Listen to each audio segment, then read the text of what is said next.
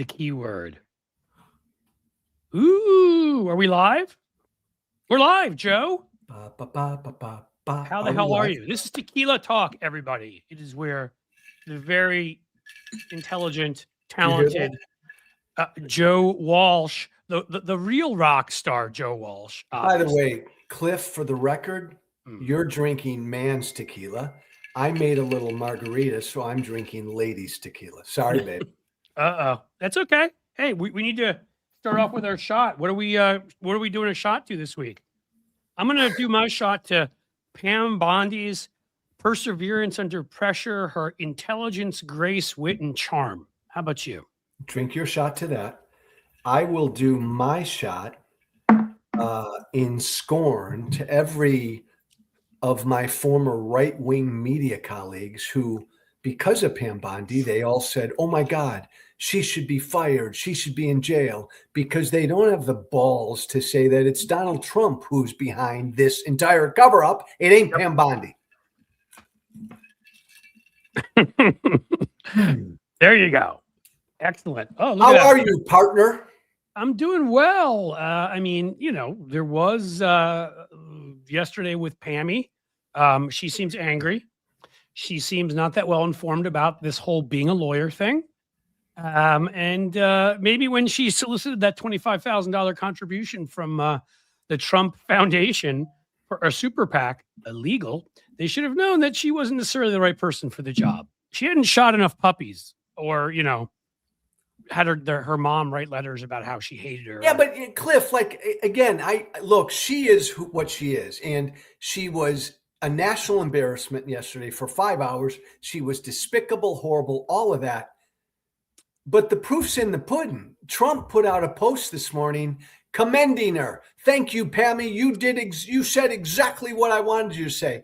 And this goes back to my point. Everybody gets mad at Pam Bondi or Kash Patel or Kristi Noem or whoever, but on the right. But they won't point a finger at the guy fucking in charge. Pam Bondi, Cliff, correct me if I'm wrong. Yep. Pam Bondi on this Epstein shit from the beginning isn't going to do anything that Trump doesn't tell her to do, right?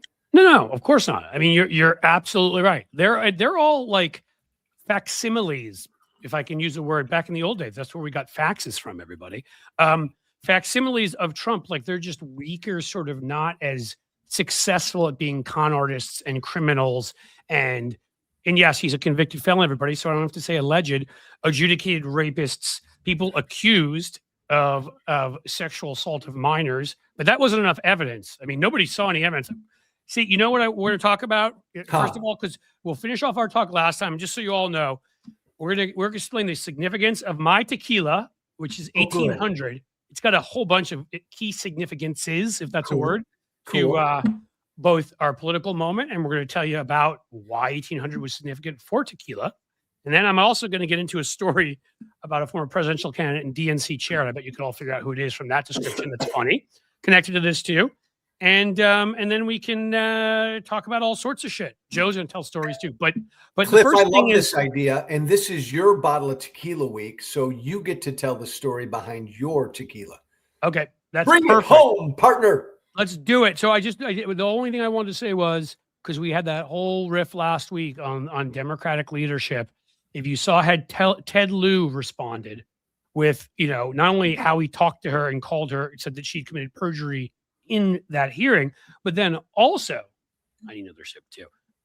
Hey, by the way, before, I don't want to interrupt your train of thought. You and I both love tequila. Yeah. Do you, again, you're more of a man than I am. Do you prefer it neat with nothing, just straight up? I'm at the office here. I do like it with ice, actually. And so if I were there's a refrigerator down the third floor, and all the promotion for this and all the other shit, I was just like, I don't want to mess something up. I don't want to, start screaming and yelling and upset Joe. I mean, anything like that. I don't want to do that, But you don't, you're not like I like tequila with a little lime juice, a little agave, a little mix. You're not that kind of guy. No, on the rocks, man. I love it. Cliff, can I say something that people might object to because it's probably not politically correct? But I'm going to say it anyways, and it has to do that's you. It has to do with fucking alcohol. So I'm a Catholic boy. You're a Jewish boy. Yeah. I'm married to a Jewish woman. So be careful what you say. I'm treading very fucking carefully. I'm an Irish Catholic boy. We are known to be drinkers. We are drinkers, the Irish Catholic. And I got to tell you, most Jewish American dudes that I know, not real big drinkers. And my Jewish wife will say the same thing. So here's the deal. We're not allowed to the thing that I can't stand, and when you say political correctness, I fully agree, because we shouldn't, things that are racist, things that are sexist, we obviously should never say. But then there are things that are cultural differences, which we acknowledge in many ways, like French people eat certain kinds of food. Yeah. And, I can say Jews like bagels. And those cultural differences, Jews are taught at a younger age to not drink, is sort of in a way that I don't think that sort of manliness in Irish households of like booze it up isn't. But I'm the one exception. And here is why. Why? Because my grandfather, who came over from Odessa, that Ukrainian Russian area, Jew, non-Jew, you drank because it got fucking cold. All right. Vodka. So I went over to his house when I was a kid, and all I remember is martini. I mean, he was always having them. And I don't know why. Maybe it came from him, but for some reason, and I'm not a big guy either, but I could always drink a lot. Like, I never threw up from alcohol. I rarely, there were definitely times where I should have had less. But I'm saying, like, well, that's really, Cliff, that's really cool and interesting, because you grew up then like I grew up. I grew up with my parents and their buddies and my older brothers. Booze was everywhere. I mean, I got used to it. Yeah. And most Jewish men in this country don't grow up like that. You did. No. That's kind of that's a very true. A lot of the ones I know did not at all. Yeah. So the only thing I was going to say is that when I complain about, and we'll finish that topic off, Hakeem Jeffries talked like Ted Lieu. Ted Lieu sent a tweet out after him. And he's like, you should probably resign. We're going to impeach you when we win back the majority. You're a liar. You're a perjurer. You protect pedophiles. Like, this is, I want to hear my people speak, and we have Democrats like that. We need to elevate them. And that was, and you and I, this has been a pet peeve of you and I for a while. You're a lifetime Dem. I'm a very new Democrat. Fucking meet the moment and fight and talk like Cliff and I are talking. Talk like regular fucking people. Now, I will say you're right, Ted Lieu. There are plenty of others. Leadership ain't there. Right. No, leadership isn't. That committee, though, is like the best committee for it. Eric Swalwell's dynamite is there. Jasmine Crockett is there. Jared Moskowitz is there. Yeah. Balint. I mean, that whole thing. She's like, I'm the attorney general. She's like, forgive me, I couldn't tell. I mean, that we should get leadership from that committee, because they did their jobs and they hit back. Jamie Raskin was amazing. These are people that hit back. But Get to your Tequila 1800. Okay, look, I'm so curious. My 1800, a little smaller bottle, but of my Blanco here, because I brought it to the office. Love it. All right, here's what you need to know.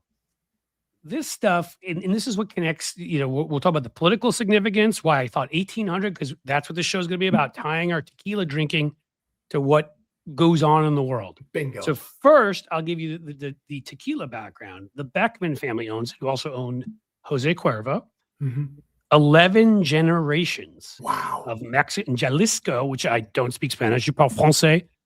It's a problem. I apologize. 11 generations in Jalisco, if I'm pronouncing it right, Mexico. Here's what's key about 1800 for them, and what I loved about it is that was when they started to be able to age tequila in oak casks. Cool. So that's why they named it 1800. Now, I picked it because I thought to myself, what is the moment that we're going through politically? What is, and no one should ever associate this tequila with the crap I'm about to say, but with these billionaire predators, all of them, all right, and their whole group. Well, in 1800, we moved the capital of the United States from Philadelphia to Washington, D.C. And it had been moved earlier from New York City in 1790. And the key reason that happened, it was a compromise of 1790, but one of the key reasons was why? We didn't believe that the financial capital and the political capital should be in the same city. That would lead to corruption. Love it. Think about that now when you heard this group of chumps on the Supreme Court with Citizens United and this stuff, I mean, claiming to be originalists, and with the emoluments clause in there and all the rest of it, the founders were scared more than anything of money getting control over corporate money, big rich guys getting control, the billionaires of their day, over our government, because they'd seen kings sell out their empires to other kings when they got in debt and that kind of stuff. Sound familiar? Like a certain orange Jabba the King getting in debt, who went and opened casinos and could not fucking make money in places where people hand you money for nothing. Oh my God, Cliff, I know, I'm being honest. I didn't know how you would connect that bottle of 1800 tequila to what's going on today. You did it masterfully, because Trump it's like this Epstein class. It's like the rich and power, the oligarchs, the elites. They're all part of the same thing, and they're treated differently than we are. They are. And they're all corrupt. They're all corrupt. There was that time, not a big fan of Newt Gingrich, but when he called Mitt Romney a vulture capitalist, and it kind of stuck. There are people in private equity, I don't think a lot of them probably, who try to take over companies and improve them. But a lot of private equity's model is go in, fire everybody, destroy the workers there, steal their pensions, and fill it up with debt. How is that predation any different?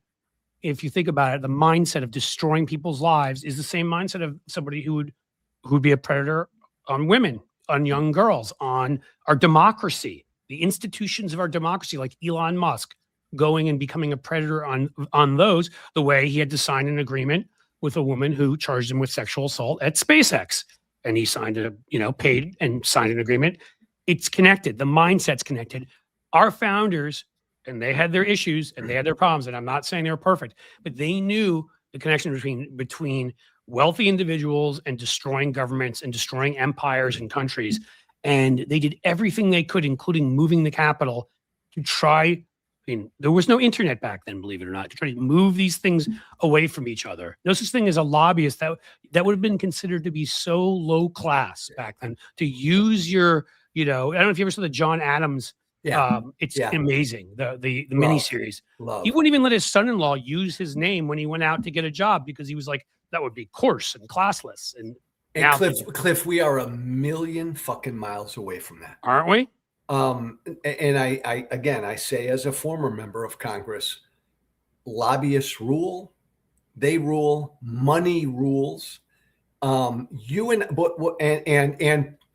people in the Trump class, Epstein class, Elon Musk class are treated differently. They're not held accountable. We're seeing that play out in real fucking time right now with this Epstein Files scandal. And every day, right? Lutnick comes. It's one day. The Secretary of the Navy, we just found. I don't even know the fucking guy's name, but I know he's in the Epstein Files. Zampoli. They just had the new website come out for the Trump Kennedy Center, which makes you want to hurl.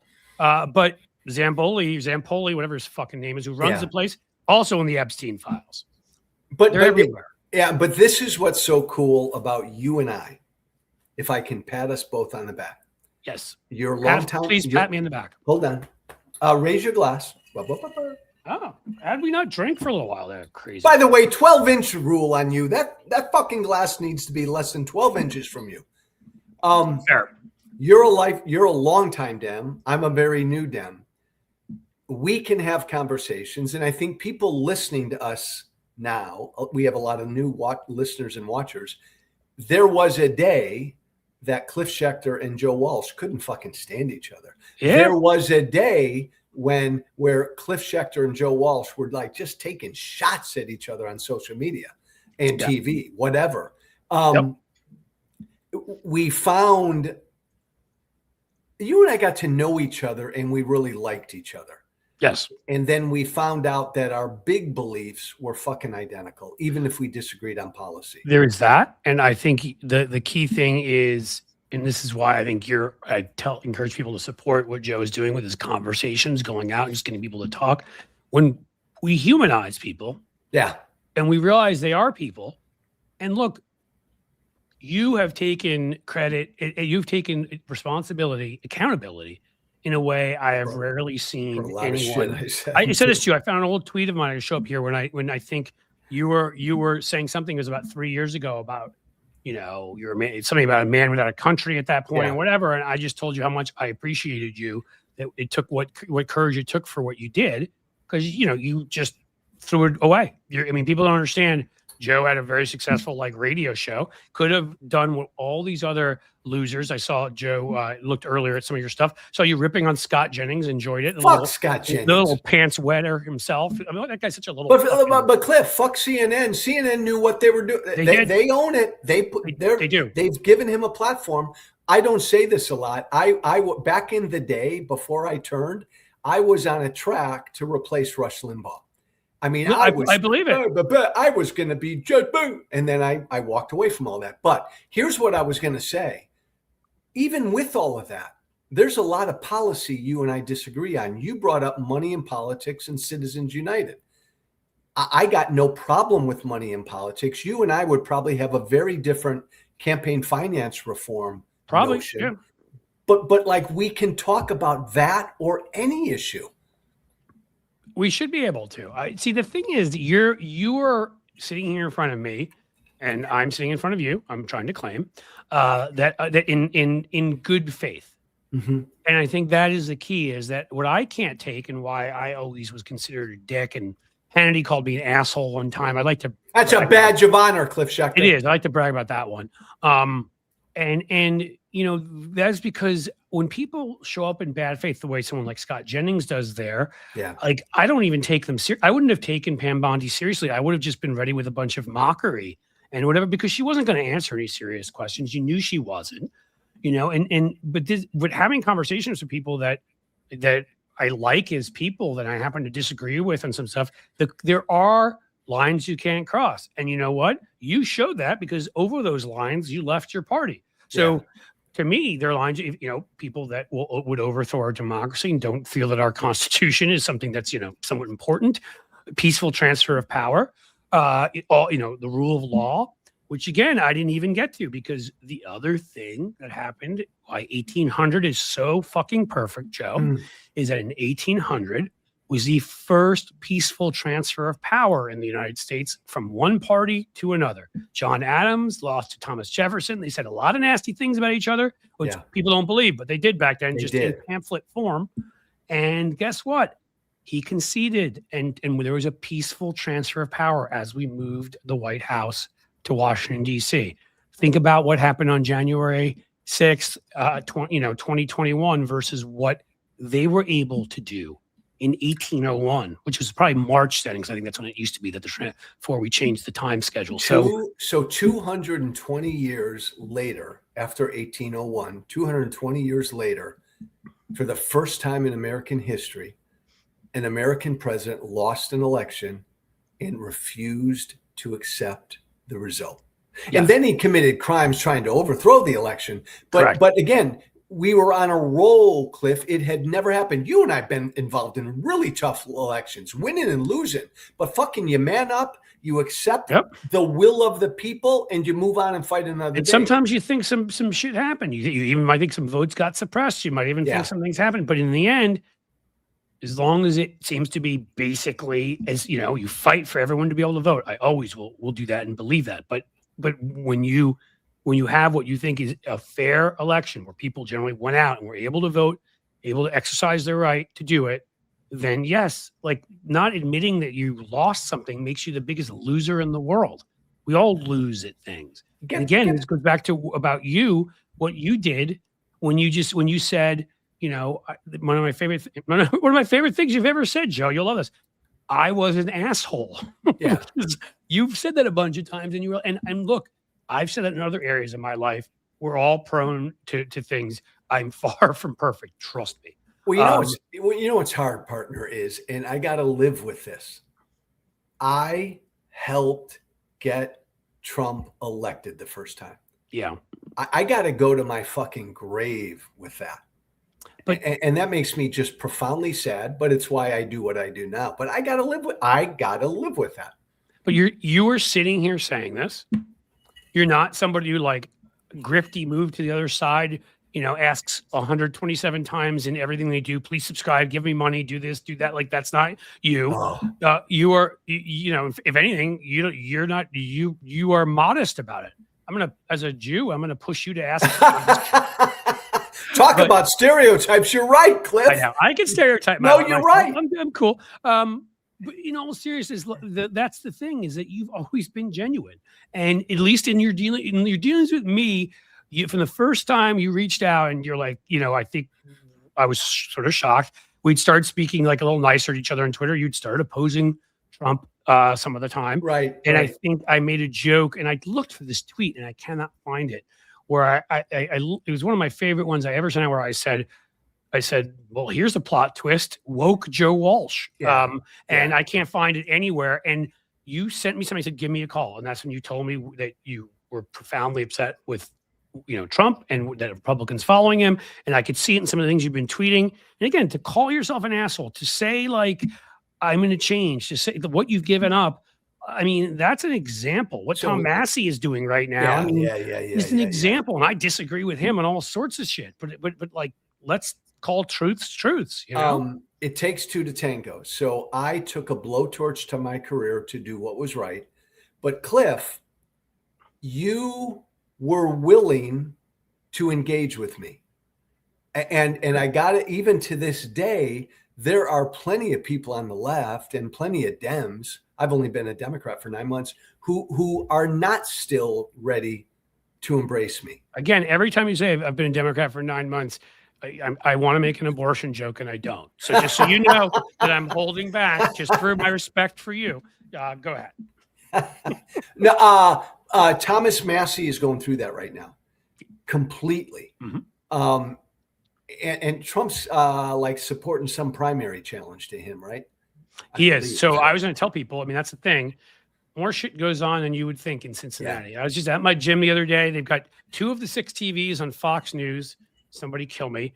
Like, I get it. You want to have it on one, but we need 1/3 of our TVs to be fucking Fox. You might not see it there, so it's over here. And I'm just sitting there just doing a cardio workout, and the ad comes on, slamming Massey. There's a super PAC on your side going, and I would be willing to bet any money that Slimeball Jennings is involved, because most people don't know he was Mitch McConnell's little bitch. Sorry if that offended anybody. Yes. Who came out of Louisville and has been ever. Anybody who thinks he doesn't still serve McConnell, maybe Trump now because McConnell's so old, but forever, what McConnell told him to do is what he did when he wrote that. So I promise he's involved somehow with the super PAC, because Massey's in northern Kentucky, which is just across the bridge for people who don't know. For all you New Yorkers out there, I was a New Yorker, grew up in it. It's like you go across the Washington Square Bridge, you're in New Jersey. It's the same deal. Kentucky's right across, and that's where his district is, and they are going after him hard. And again, I love it when you and I give inside baseball. Scott, you're right. Scott Jennings in the day was what I would call a fucking rhino. He was an establishment Republican.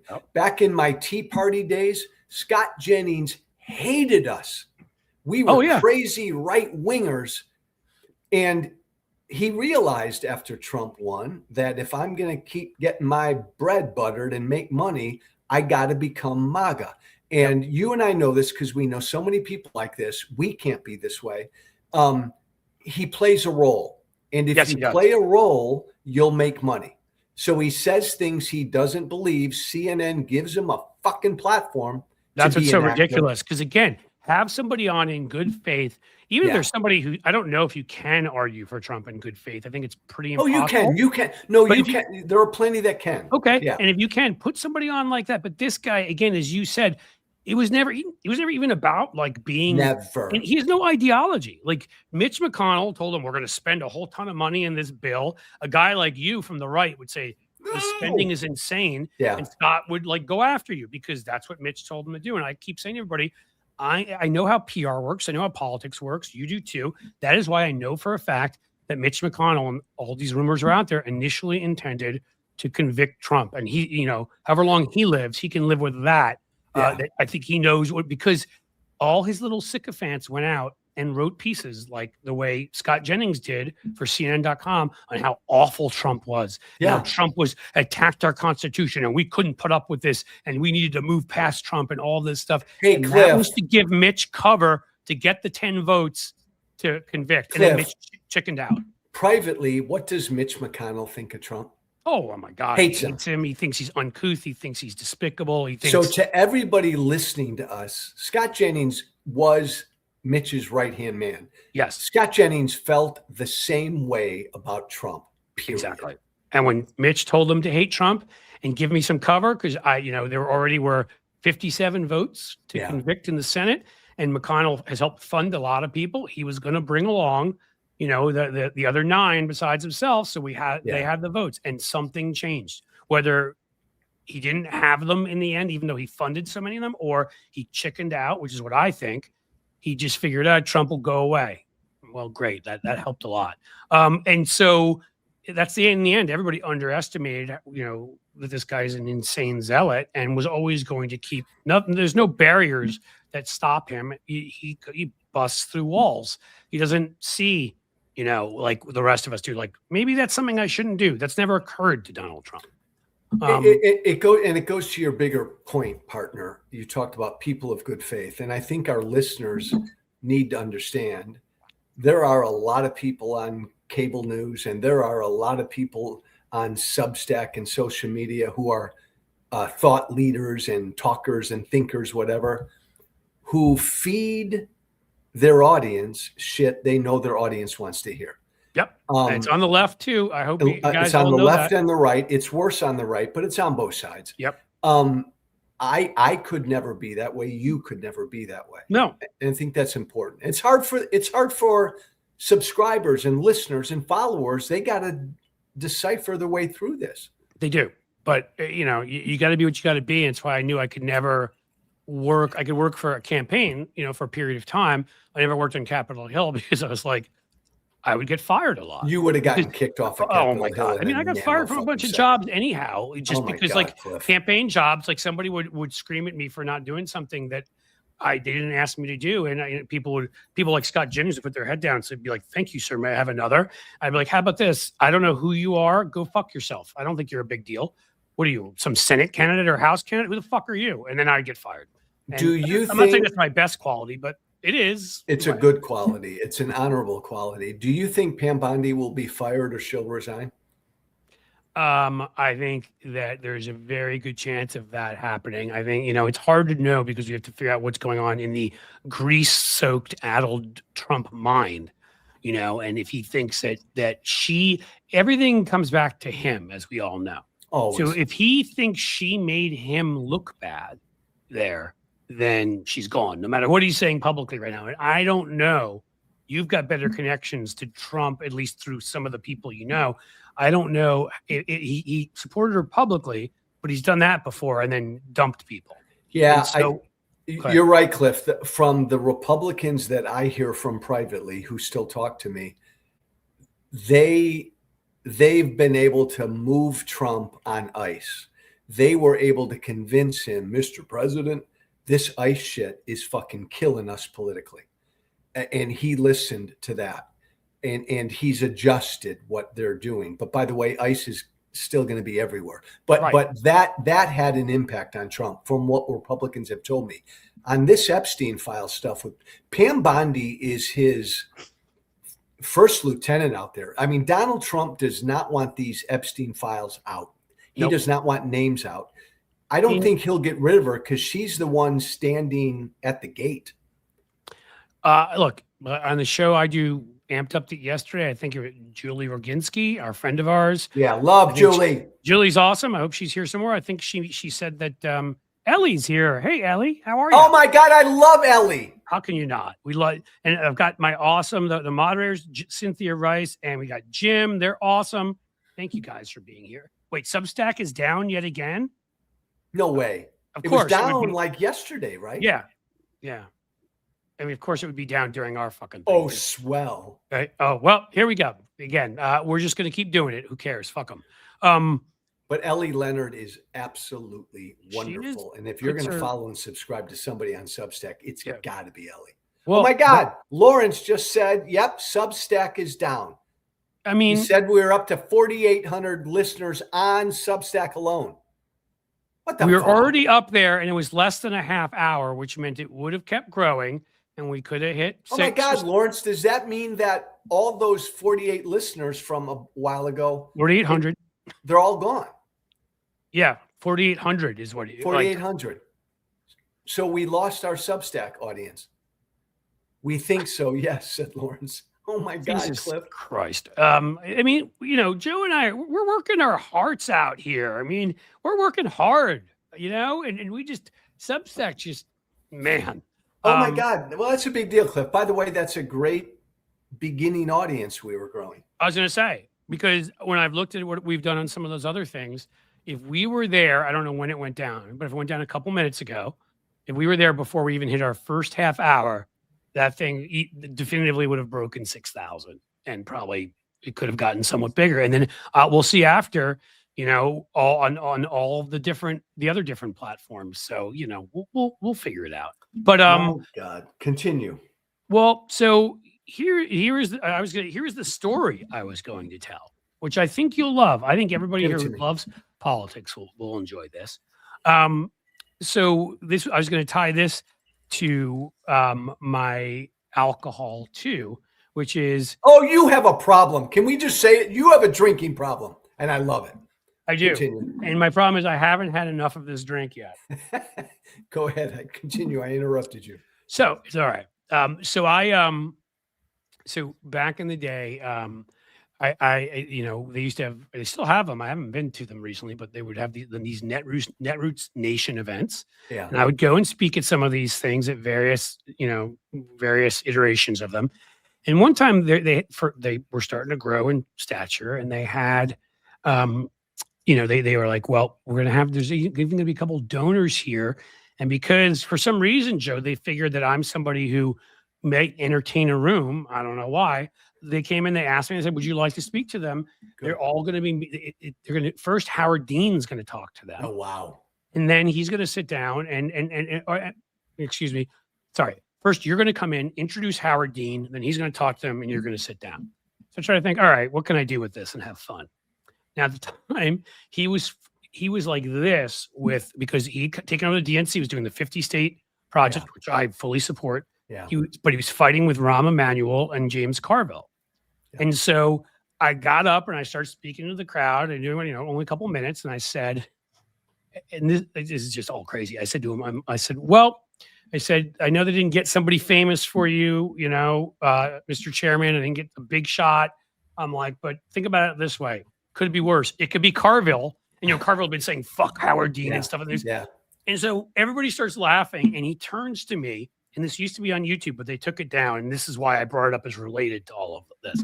He looks at me and he goes, and he gives me Howard Dean. Howard Dean did? Yeah, but he was laughing like in a sarcastic, like hilarious way. He gives me one of those because he's actually a lot of fun too. Yeah. I haven't seen him around lately, but when he used to be out there doing stuff, like he had a great sense of humor, I found anyhow. So he gave me one of those, and then they re-put the YouTube video back up where they cut it just before he gave me that, which upsets me greatly that I don't have that.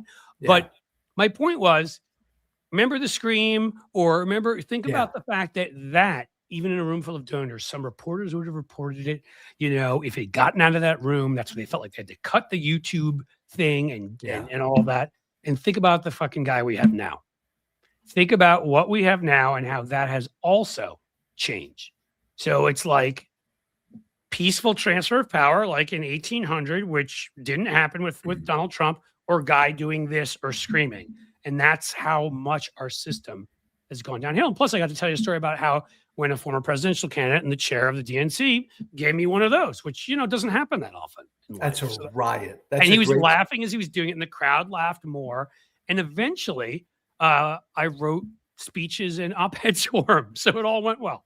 Cliff, that's a really cool story. And it reminds me of one of my mantras is, Donald Trump did not create the divide in this country. He did not create the broken political system. He's the ugly fucking product of a broken political system.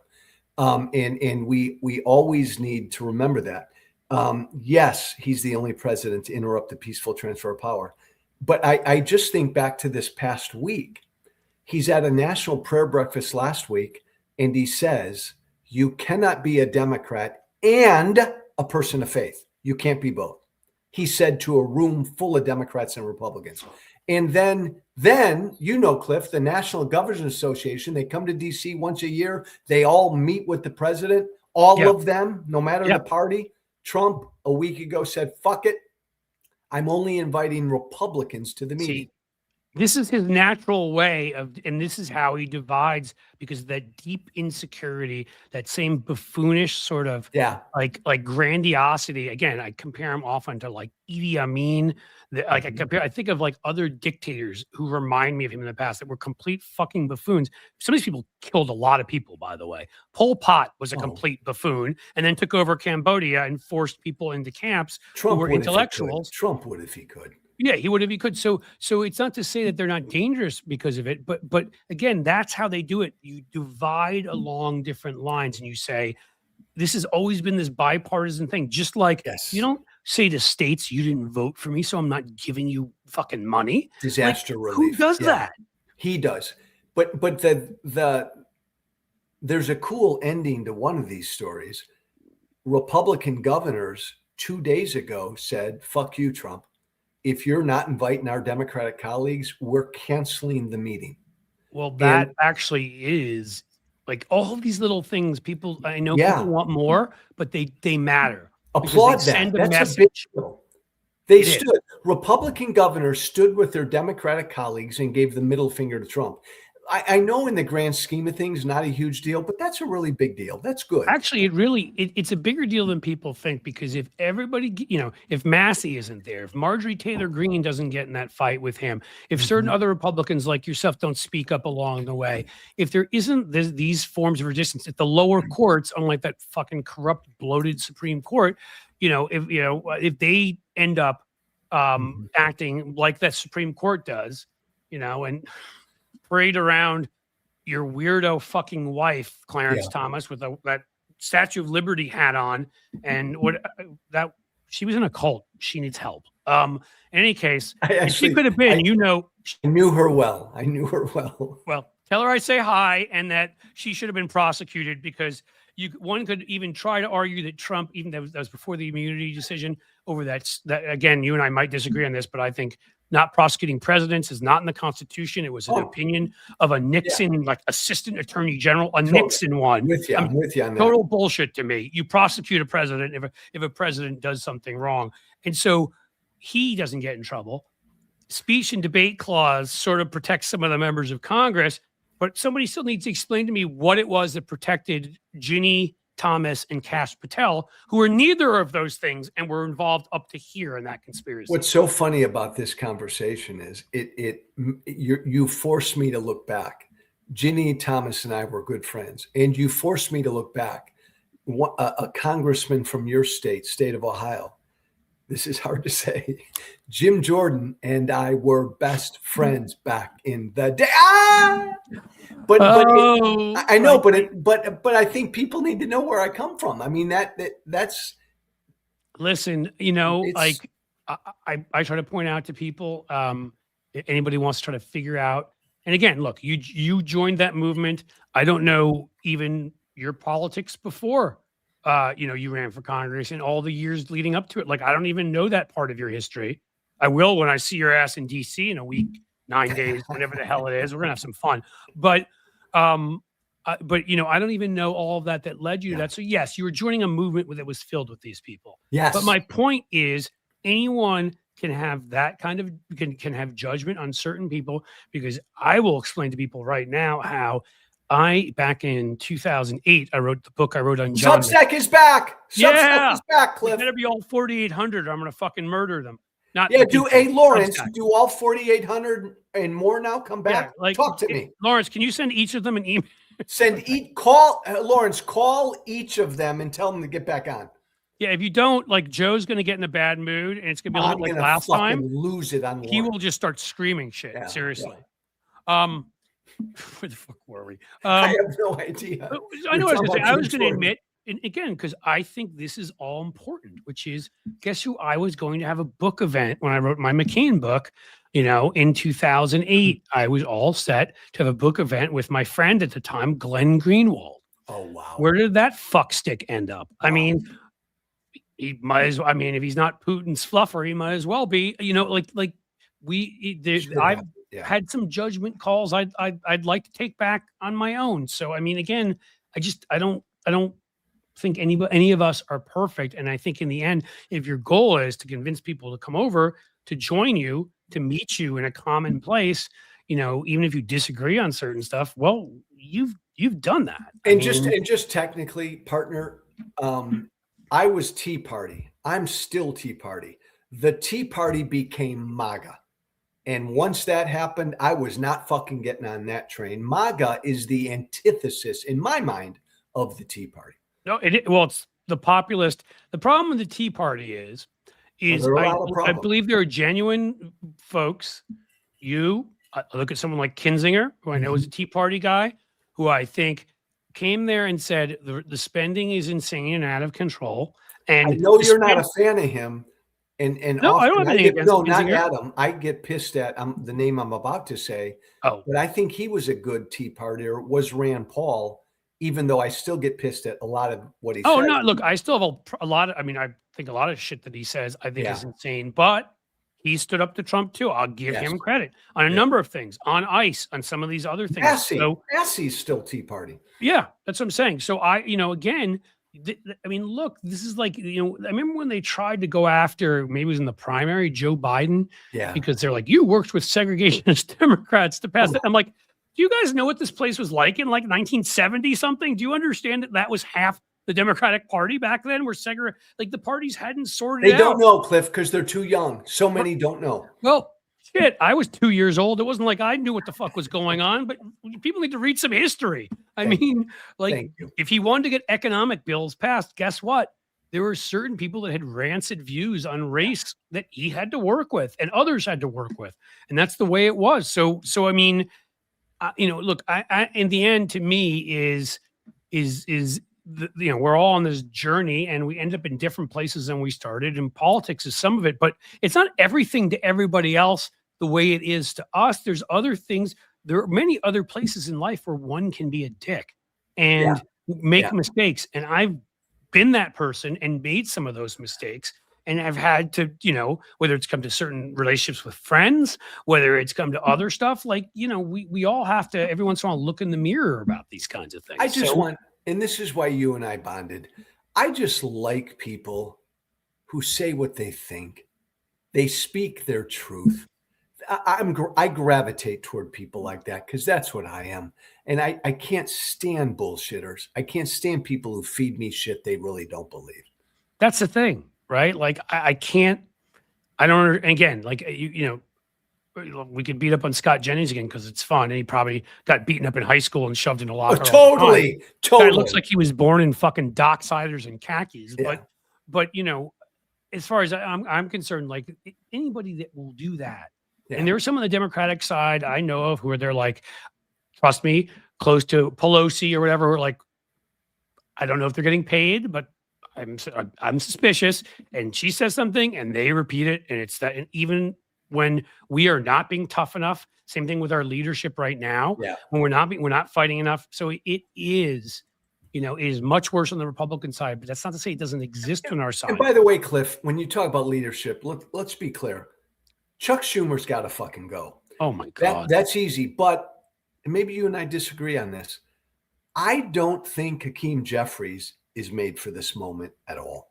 No, we don't disagree. I think he's got to go too. Okay. I told you, like, I saw what Ted Lieu said. I said, again, you guys, anybody can pick people, whether they're from the left part of the party, center left, whatever. So I'll give a variety. Jasmine Crockett, AOC, Dan Goldman, Jared Moskowitz. Jared Moskowitz is actually, as much as he's hilarious and makes fun of, he's one of the more conservative Democrats. He's a moderate. He's a moderate, right? And AOC is over here. And Goldman is a little closer to Moskowitz, sort of in the middle. Swalwell is somewhere in there. That committee that took on Bondi had really most of the people that kicked the most ass in the Democratic Party. And any one of those people I just named, plus Ted Lieu, I mentioned before, I would give anything for one of them with that kind of moral clarity. Jamie Raskin, would be fantastic, who says stuff like it is. And when Pam Bondi is being an idiot, tells them they're being an idiot like he did. And by the way, in the Senate, Cliff, Chris Murphy has always stood out to me. I love him. He's the guy.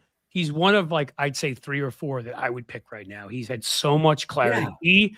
Chris Van Hollen, Tammy Duckworth. There's a couple of them that have just been like, They're not bending one bit on ice and some of the other things. And, so that's my hope, because I want to have faith and want to believe that the other folks can Hakeem Jeffries and Chuck Schumer can get there. But what tells me they can after everything I've seen? I don't believe they're going to live up to what we need, which is a hard-edged messaging operation hitting the fucking, the lunatics like Bondi. You have a day like yesterday with Bondi, that night should have just been like hellfire missiles launched at them. Digital ads everywhere, people out, like out in the street holding press conferences, send out like carrier pigeons. I don't care. Every way possible that you could do it, you should be doing it. So one stupid political thing to think about, it's not important, is what AOC does. If AOC decided to run for the Senate in 28, Schumer wouldn't even run against her. Or will AOC run? I don't think he is going to run. I think he leaves. I think he leaves no matter what. Oh yeah, Durbin is second in command, who may even be weaker than him, is on the way out. Who is always? I mean, hi, look, the Republicans discovered the filibuster for the Supreme Court. We're going to keep the blue slips. I mean, it's maddening. Hey, Mr. Democrat. Point blank question right now. Answer it. Your answer could change. AOC, should she run for the Senate or run for president? Oh, good question. I think I would go with Senate, because I think she can build a profile from there. If she's a senator in New York, she'll build power in that, and she can get to that position. I would go for that first. Okay. And by the way, here's a second tough question. And that's nothing to do with AOC. I just watched a pretty cool movie they made about James Garfield. Turns out he's a pretty good dude. Yeah. I don't know if you watched that one or not. And he's the last one that I know of that went straight from Congress to the House to that's. I mean, I'm not saying today we've got social media and everything. I just think maybe some time in the Senate would help. So I'm going to ask each of us, another tough question. And understand, I'm a new Democrat. I'm still a Tea Party conservative Democrat. Cliff is I'd call you a moderate Democrat. I usually say I call myself either liberal or center left. I'm not a leftist. And okay. Could AOC, if she were the presidential nominee in 28, get elected? Yes.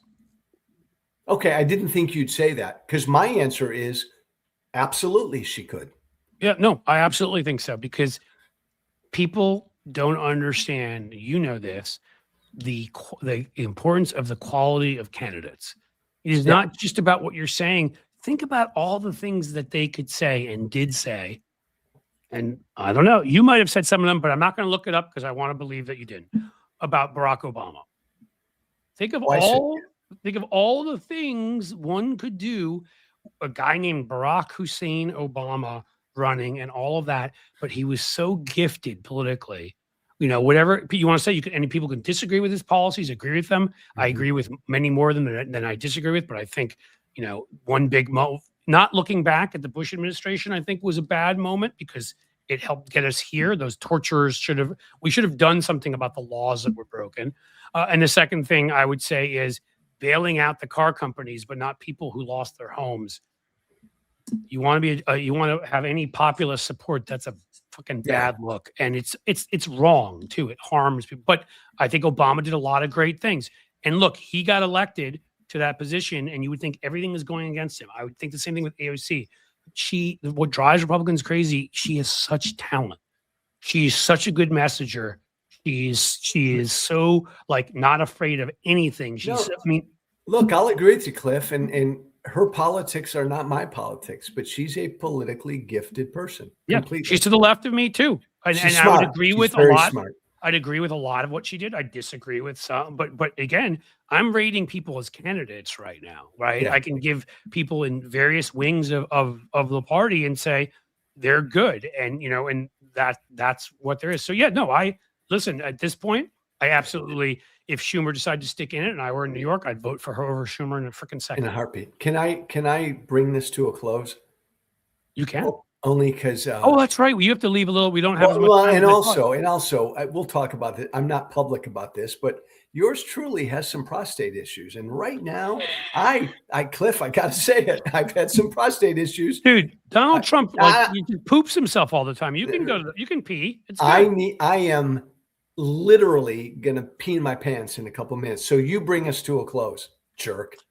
Hey, listen. Hurry up. So I'm just kidding. It's been a great episode of Joe Has to Pee in His Pants of Tequila Talk. Niagara Falls. Oh, did I say? Okay, I'm not going to say it. You're being hysterical right now. No, I love this guy. This has been a great episode. We didn't have any of the issues. We had different issues this time, but almost 5,000 on Substack. We'll find out the people everywhere else. I think this show is going to grow. We're going to keep talking about tequila.